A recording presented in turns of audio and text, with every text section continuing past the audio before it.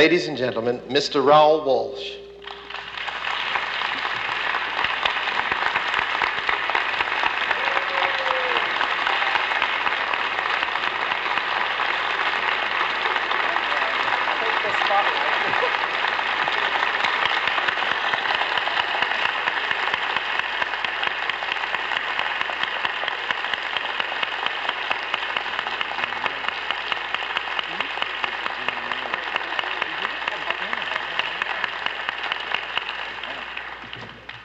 I haven't been to your great city in 50 years, and I'm sure glad to be here tonight.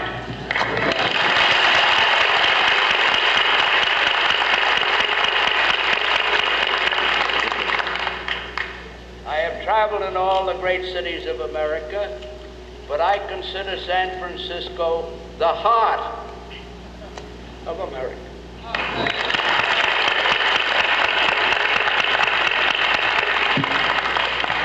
Thank you, Mr. Walsh. That makes us all feel better. And what we usually do, Mr. Walsh, is we just have a conversation.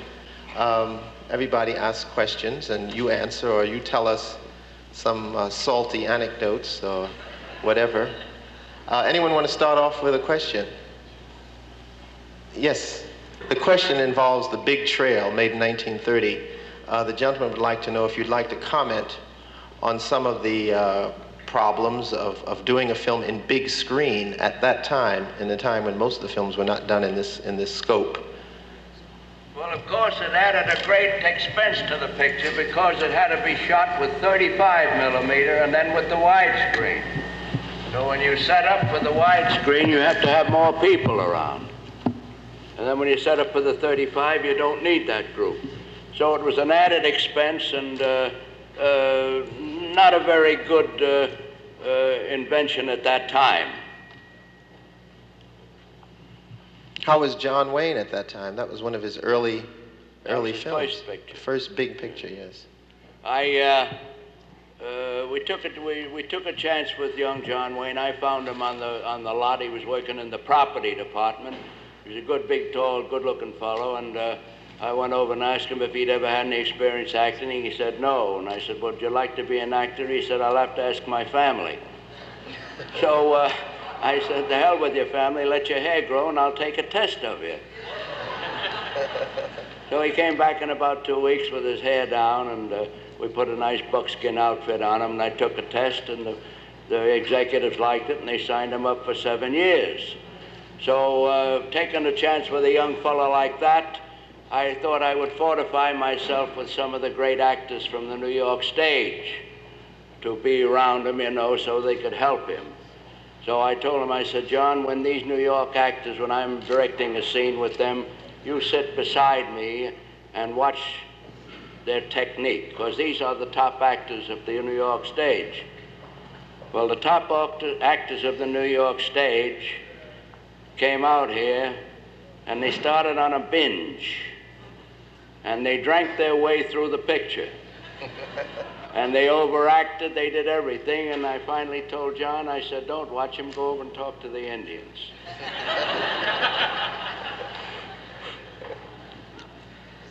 Yes, another question. Yes. Okay, I'll get there next. Okay. There's a scene in White I'd like to ask you about. It's one of the best scenes you've ever done, where James Cagney is in prison. He finds out his mother has died. He kind of flips out. Tell us about how this. The question concerns White Heat. There's a scene in it which the gentleman admires very much, in which James Cagney is in prison, and he hears that his mother has died, and he has a sort of flip-out, nervous breakdown kind of thing. Can you tell us something about how that scene was prepared for and shot? Well, a man like Cagney requires very little rehearsing. When he gets a script, he goes right through it and analyzes it, and he knows just how he's going to play it. And then we'd get up there and he'd go through it, and then he'll ask for a suggestion here or there, and he finishes like an expert. I have no trouble at all with Cagney, Bogart. A little trouble with Flynn one time when he got full of laughing water, but otherwise everything was all right. In the back, where was that? Oh, okay. Yes, in the... How much did you direct Mae West, or how much did she direct you? It was a 50-50 deal we arranged at the start.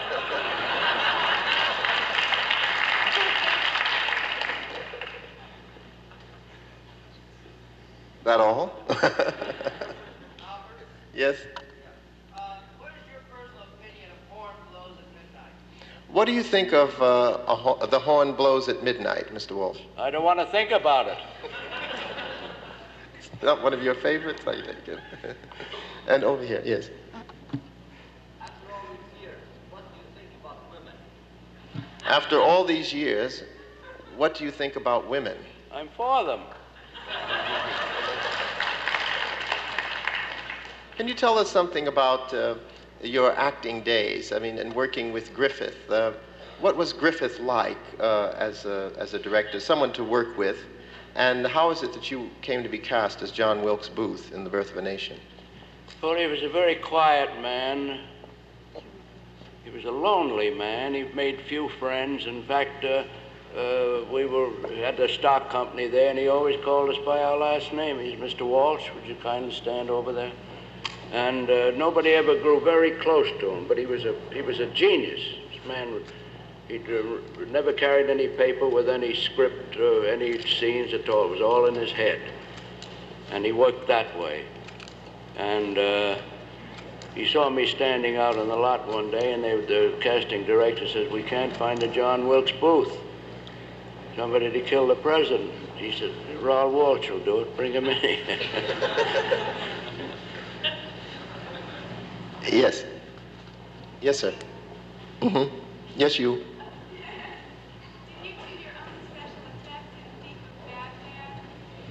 Did you do your own special effects in Thief of Baghdad? Did you, I don't think so, but did you do your own special effects in The Thief of Baghdad? We laid out the schedule of it, and then we got these technicians, from all over. And a lot of them came from the Keystone lot, where they had trick stuff, and they worked together with it. It wasn't a one-man job. Was Snitz Edwards a famous comedian at the time? Yes, he worked around in pictures, Snitz Edwards did. And what was Fairbanks like to work with? He was a great workman. Before we started the picture, everything was laid out so that we couldn't deviate from it. We went through with that, and then he would rehearse his stunts before we started the picture. And being an investor in the picture, he worked solidly all day long, never complained about I generally drive people sometime. He never complained at all. So we got along real well. Of course, it was an unusual picture for me because I'd been doing the blood and thunder things, And all of a sudden to get in this world of fantasy, I started leaping around like a wild man. Can you tell us something about the early days of sound? Did you have trouble converting from a silent film direction to sound? Yes, we had trouble because the sound wagon was on the stage, but it was quite a way off from where we were shooting the scene. And the sound man would come and he'd say, "What the hell are they talking about?" And I'd say, "Well, stand here and you'll hear them." He says, "I don't hear it that way in there." So he said, "I have to fix it." But they had the mics way up. And everybody had to yell out quite loud. Well, I'd walk up to a girl, "I love you!" I'd say, "Pipe it down." And the other fellow in the sound booth would come out, he said, "I still can't hear him." I said, "Oh, the hell with it." Yes. Mr. Walsh, you're a fine actor as well as a director, and I was wondering, do you think an actor should appear in a picture that he directs? I mean, can you view your own performance objectively? Do you think that an actor should appear in a film that he directs, that he can approve his performance objectively? No. In the early days, in the 1 and 2 reels that we made, sometimes the director had to go in and act because they went short of actors. So he'd go in there and play a part or something. But later on, I don't agree with a director going in and acting. And In fact, today, if a director wanted to go in and act in a picture, the Actors Guild would crucify him. They don't like that, so they don't do it. Yes. In general, how closely did you work with your editors, especially Don Siegel on Gentleman Jim? In general, how closely do you work with your editors, and particularly with Don Siegel, say, in Gentleman Jim? I don't believe he did any work in Gentleman Jim. Oh, that's right, the montage. But he did the montage also in the Roaring Twenties. And you sit down to him and tell him how you see this montage being progressed, you know, till it fits into the picture and has a good climax. So we got along. He's a fine man, Don. I got along very well with him. Yes.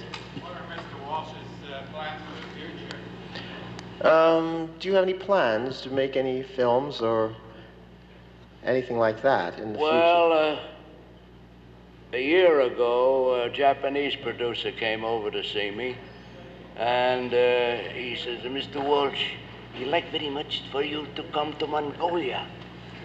I have 1,000 camel, 2,000 horse, and many, many thousand soldiers.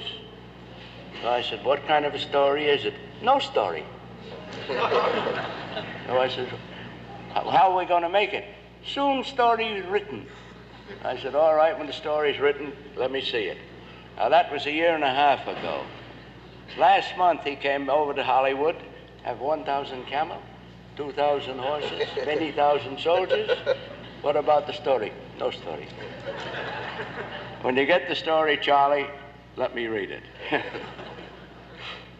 But you might tell them about your book. You've written a book. N'est-ce pas? I don't think they're interested in books. Oh, you're interested in books? That's your story. That's your story. You've got the camels. Mr. Walsh has written a novel, and it's good. A Western. Is it in English? No, It is you. You did do it, didn't Yes. you? All right. Yes. Wait, there was, oh, yes. I'm sorry. I know that you were a very good friend of Mr. Flynn's, and in fact, I think he used to call you Uncle. That's right. If you could tell us a little about that. You know, I remember one instance where I think after John Barrymore took his body up to the Mulholland House, and maybe tell us about that. Up to which house? I assume they think I'm a mortician. All right, I better repeat that. It refers I'll to... tell you a funny story Wait, about... let me tell the question first. The question involves Mr. Walsh's friendship with Errol Flynn, who used to call him Uncle, right? Yes. And, gosh, what was the next part? Well, it was Mr. Walsh taking John Barrymore. All right, after John Barrymore's death, did Mr. Walsh take the body up to Flynn's house? Did you? Why not? We sat there talking about it, and we were full of laughing water, and Flynn says, we're going to miss our old friend. I can see him sitting there now, our Uncle, talking and telling us of his trips and his love affairs and stuff, you know what I mean? He says, it's hit me real hard, and he left the room. So I knew this fellow that worked in the undertaking shop down there. He used to be an actor. So I went down there and took a look at Barrymore and said, listen, can I borrow him for a half hour? He said, what the hell are you going to do with him? I said, I'm going to take him up to a friend of mine. He wants to say goodbye to him. So we had a couple of drinks of laughing water, and we put John in the back of the station wagon. He says, how long do you need him? I says, I'll have him back within an hour. So I drove up to Errol's house and pulled up, and got old John on my shoulder, took him in, sat him on the couch. I had a drink there, you know what I mean. Finally, Flynn came in.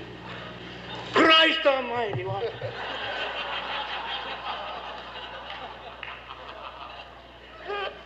Ran galloping out of the house. I put John in the wagon, took him back, and the fellow said, "Where did you take him?" I said, "I took him up to Errol Flynn's house." He said, "Why the hell didn't you tell me I'd have put a different suit on him?"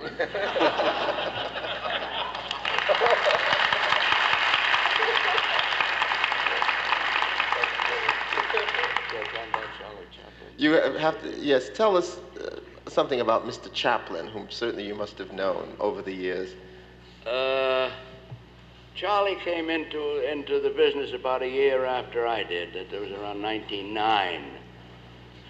And he was a quiet, peaceful little fellow. We used to go to a restaurant down on Hill Street, and he'd do a little pantomime from his English days on the stage. And we got quite chummy, and I was the only one there that had a car in that days because nobody got over $35 a week. And how I got this car, we didn't know how long this picture business was going to last. So I made friends with a detective downtown, and I figured if this business blows, I'll get in the police department. So we used to go cruising with him, you know, and his beat was the Chinatown and also the freight yards. So he heard there was some robbery down at the freight yards one night. He said, "Get in the car," and we went down there. And he got out, and these two fellas started shooting at him. But they were lousy shots, you know. They're like those fellas you see on television. So Lefty, his name was Lefty James, he killed both of them. So he wrote me over, and he said, "I'll go send for the wagon." And he handed me the gun. He said, "If they get up, let them have it." So he went away and come back with the wagon and put these two bodies in there and drove away. And he looked over and saw this car. Evidently thought it belonged to these fellas. So he said, "They won't be needing it again. You can have it." So that's how I got a car. So I told Chaplin the story. He said, "That's wonderful, Raoul. That's just wonderful. I like to have a car." He said, "It gives you some sort of security for yourself, you know." I said, "Well, you want to buy a car?" He said, "Yes." I said, "What do you want to pay for it?" He said, "Oh, I'll give $45 for one." You know. So I said, "Well, we'll go to a second-hand lot down on Santa Barbara Avenue and see what kind of a car we can pick up." So I said, "Are you working Saturday?" And he says, "No, by Jove, I'm not working Saturday." I said, "I'll pick you up at 11 o'clock Saturday, and we'll go down and get the car." So Saturday, I drove up to the Keystone studio where he was working there, and the big iron gates were closed, and Patty Driscoll, who used to be the gate man up at Fine Arts, was working there now. And I looked and said, "What's the matter? Nobody working today?" "No," he said, "Mr. Walsh, nobody's working today." I said, "Why, what happened?" He says, "Well, I'll be telling you." He says, "There was a lady came down here a week or 10 days ago with a very beautiful girl. She was a bit underage," and she said, "and they started giving her parts to play, and she was a beauty, a real beauty. But she got in trouble, you know how. And her mother took her to the district attorney's office to find out how this thing could be settled. So he said, you know, we have a good friend down there, Pete Malloy. He phoned out, and he said, if anybody had anything to do with this girl, get out of town for 2 days. So he said the whole bloody studio took off.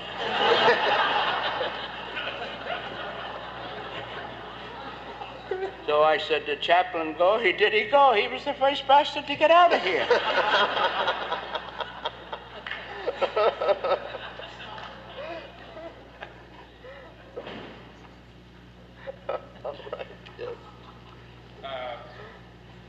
There's a tremendous article in the New Film Comment on playwright Robert Sherwood, and he was always my favorite all-time screenwriter.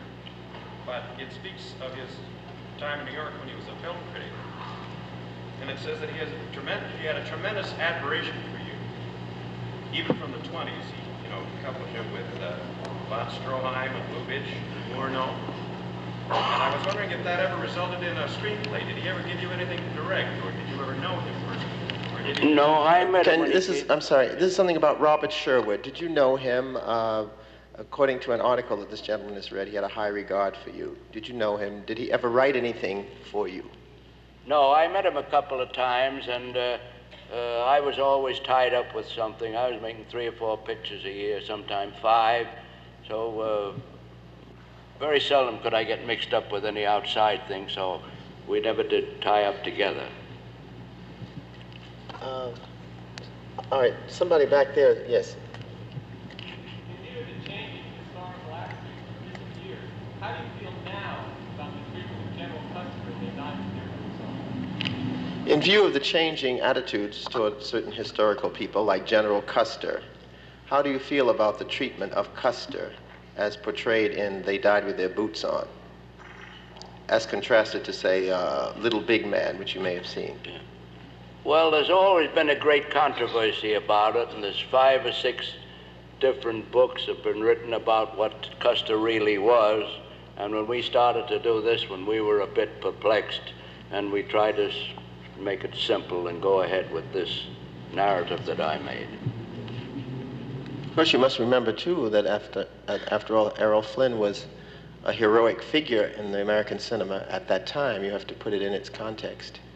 And I think considering that the final sequence shows that there was this controversy about Custer, you know, that scene in which Olivia de Havilland demands that such and such be done by the Secretary of the Interior. I think that's all part of the feeling at that time regarding Custer. Yes. In silent film, what degree were lines memorized? What degree were they improvised? Yes, in silent films, when you were directing them, to what degree were lines improvised, or was everything that you directed during that period written out? They made it up, no, mostly made it up, and a lot of it was cuss words. For instance, when I made What Price Glory, these two fellows were cussing each other, and the lip readers and deaf mutes raised hell about it. They were going to shoot me. How do you feel about some of those really kind of crazy musicals you did, like College Swing and Going Hollywood? Oh, well, those are things that we did on the cuff, you know what I mean. To start them, get rid of them, and never go see them, you know.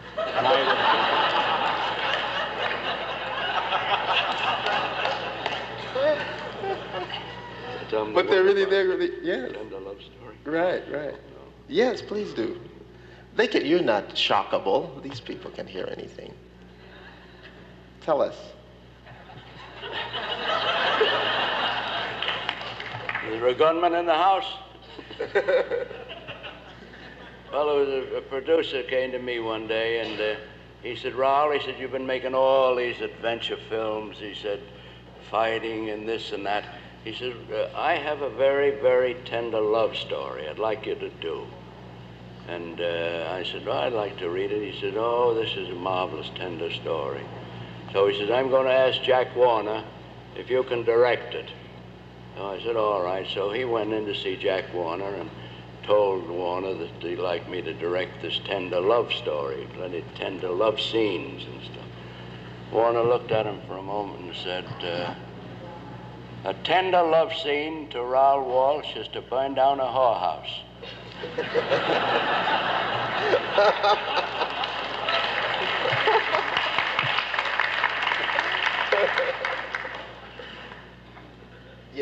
Yes.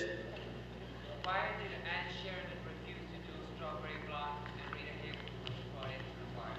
Why did Anne Sheridan refuse to do Strawberry Blonde, and how did Rita Hayworth get the role? Anne Sheridan's contract with Warner Brothers was running out. She had about 2 pictures to go, and some other company made her a very, very lucrative offer. And she tried to get away from Warner Brothers, and they refused to let her go, and she refused to play in any more of their pictures. Now, Jack sent me over. He said, Raoul, you know Anne pretty good. Go over and see if you can talk her into playing this. So I went over and saw Anne. Told her it's a pretty good script. I said, there's a lot of life to it. You'll have Cagney in it and good cast. She said, I want no part of Warner Brothers. I want no part of him. So then I went back and told Jack that there was no chance of her doing it at all. And he said, well, who can you suggest? So I said, well, there's a young girl over at Columbia called Rita Hayworth. He said, oh, yeah, we'll get her. And that's how she got the part. Yes.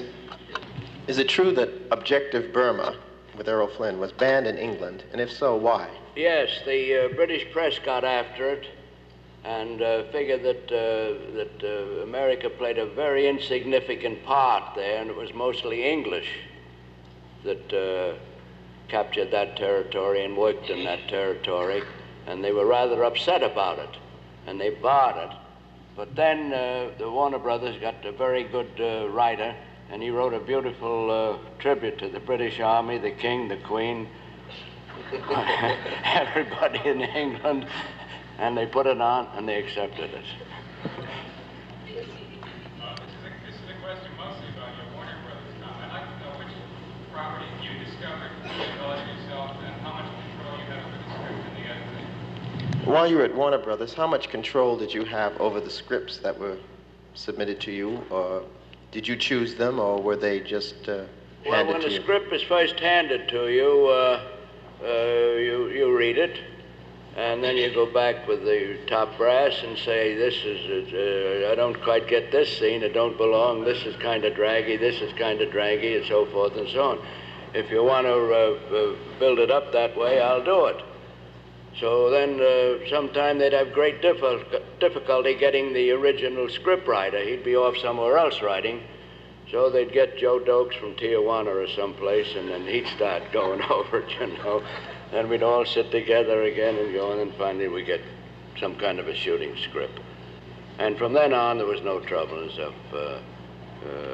I never did overshooting. I'd just shoot a scene, and when it was ended there, I told them to cut. So that they could put it together the way I took it. So I never had any difficulty. I had difficulty with the censors because they were out for me. I'm telling you, like Billy the Kid.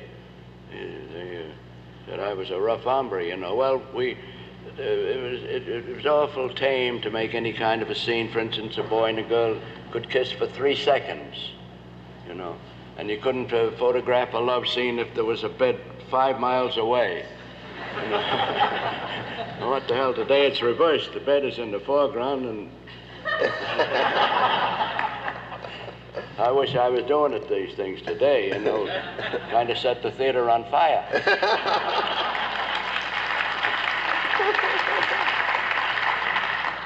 Yes.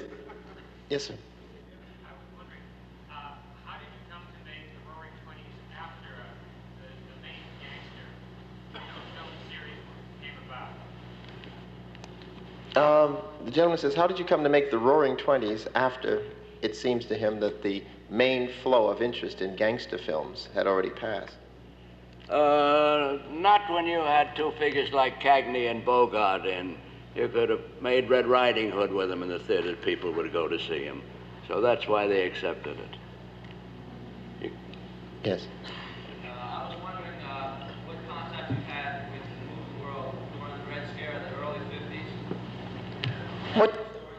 What contact did you have with, or what is your reaction to, in retrospect, to the Red Scare in Hollywood during the early 50s when the House of Un-American Activities came for those? I was out of the country at that time and knew very little about it. It was overplayed, I don't know, but I knew nothing about it. I knew the people that were involved, and that's all. Yes. What was it like working with Gloria Swanson or Sadie Thompson? Was she temperamental? What was it like to work with Gloria Swanson as actor-director in Sadie Thompson? Was she temperamental, or were you temperamental? Were you ever in a cage with a wild leopard? No, I got along pretty well. We were a little bit temperamental at times, you know, but we'd iron it out. The way I came to play that part in there, I was hired as the director. I was under contract to Fox, and Joe Skink borrowed me for the United Artists, and she wanted me to direct her. So when it come to casting the parts, particularly we got Reinhold Barrymore right away, and the other principals, and I took tests of several actors for the part of the Marine, which I eventually played. So first I got all my friends in, you know, first took tests of them. She'd look at it, and she was a half owner in the picture. And she'd look at him in the projection room and say, I don't like him, I don't like him, I don't like him. Well, this went on for about 10 days, and I had exhausted everybody but the milkman taking a test of him. So finally Joe Skank called me in one day, and he said, Raoul, he says, you're never going to start this picture unless you play that part. I said, why? She watched you directing those fellas, and she wants you to play the part, or you never start the picture. So I said, all right. I had to get back to another assignment, so I agreed to play the part. It's a wonder I wasn't shot. What was Theda Barra like? Of course, on the screen, she was a siren and a vixen and all that, but off stage, she was a kind, gentle girl. Very nice girl. She didn't have cobras on the dining room table and things like that. No, no. Hayworth is terrific in the final scene that you see her in Strawberry Blonde. And I think the film would be in trouble if she wasn't good. I wonder what kind of direction you gave her before you shot that sequence, because the way that your screenplay is constructed, there's a tremendous suspense about when you will see her again and what time has done to her since her marriage to Carson. How did you take such a young girl and get such a good performance of her? The gentleman is interested again in how you worked with Rita Hayworth at that early stage of her career, particularly in the last scenes of Strawberry Blonde, where she changes from the girlish young creature to the sort of hard type. Well, in those days, she was quite eager to make good and had very little difficulty directing. She fitted right in with the suggestions I made and made no complaints and stuff. And then, of course, we had a little effect with the makeup, you know. And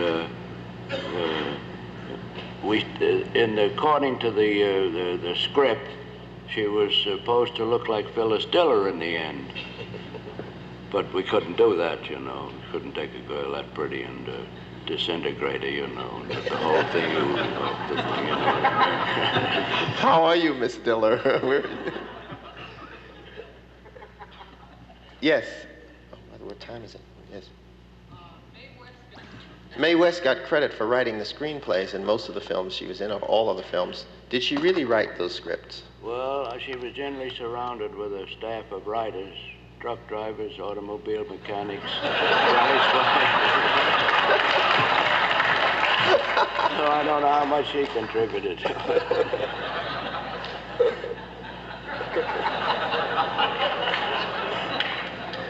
Can you tell us something about those extraordinary battle scenes in Captain Horatio Hornblower? What were the difficulties in doing those? Where were they shot? And were many people hurt doing those things? Well, there's always a few people get hurt in those things, you know, and we shot most of it down to the south of France. And sometimes there's a little humor gets into the thing. I had a scene where Gregory Peck was on the deck and the boat was coming into the wharf, and there were right by the dock side there's lots of apartments, cheap apartments with little balconies on them, occupied mostly by prostitutes. So we started this thing in, you know, Greg was standing there by the wheel giving orders, you know, and all of a sudden up on the balcony comes a naked woman and stands there looking at us. So I said to my assistant, I said, look, tell the lady that if she wants to watch the scene, to put something on. So he went to talk for a half hour. You know how the French are when they start to tell you something. So she disappeared. She bowed and disappeared. We turned the boat around, came down in again, you know what I mean? There she came, stark naked with a hat on.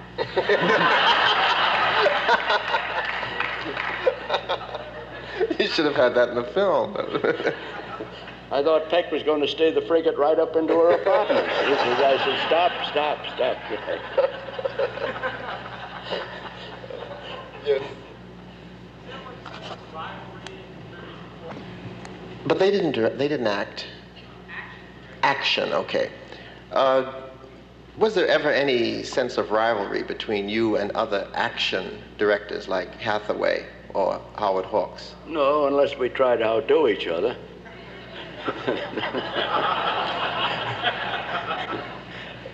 The first question might be censorable. No. The first, aren't you ready to talk about Errol Flynn and at the premiere? Yeah. We only want censorable stories here. Go ahead. The question, this gentleman apparently had talked to you recently. Yeah, I'll tell you. And he thought it would be interesting to tell us two things. One about Errol Flynn and a story about a premiere. And the second about your opinions regarding the unions in Hollywood. Well, Errol and I went to New York for the premiere of Died With Their Boots On. And we were living on the 42nd floor of the Waldorf Towers. Now, we'd go to restaurants and go different places, and it was fabulous the way women would write letters to this man and notes and stuff. He'd always go out with a bundle of notes with their phone numbers and addresses, everything. He was a real Don Juan. So we finally met a very nice society girl there, very good-looking girl, and he went overboard for her. And she kind of brushed him off after one or two meetings, and it hit him pretty hard. So he was up there and consuming this laughing water, and he said, "Uncle," called me uncle. He said, "If she don't see me or phone to me, so I'm going to jump out that window." Oh, I said, "It's a little high for it, isn't it?" He said, "Do you think I'm fooling?" We went on, and he said, "Uncle, you're my closest friend. Will you please go over and tell her if she don't see me or phone to me or let me phone to her, I'm going to jump out of this window." Oh, well, that's a hell of a thing to ask me to do. I said, "I hardly know the girl." He said, "You're a director. You can handle things like that, you know." I said, "Yeah, but I'm not a magician." So he pleaded and pleaded and pleaded, and I put my hat on, went downstairs and walked up Madison Avenue and went to a bar in the corner there. Sat down and talked to the bartender for 3/4 of an hour. And I came back, and he was still sitting in the chair, you know. He said, "Did you see her?" I said, "Yes." He said, "Did you tell her what I was going to do?" I said, "Yes." "You told her I was going to jump out the window?" "Yes." "What did she say?" "She said she'd like to know what time you're going to jump. She'd like to come over and see it."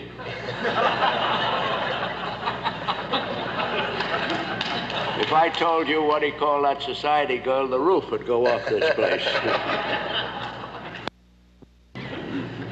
And regarding the unions? Oh, I'd rather not discuss union problems, you know. Okay. Anyway, you know that Mr. Walsh is going to be around for several days and is full of anecdotes and stories, but I just realized from the wings that we have 10,000 people outside waiting to get in. But please join me in expressing our love, admiration for Raoul Walsh.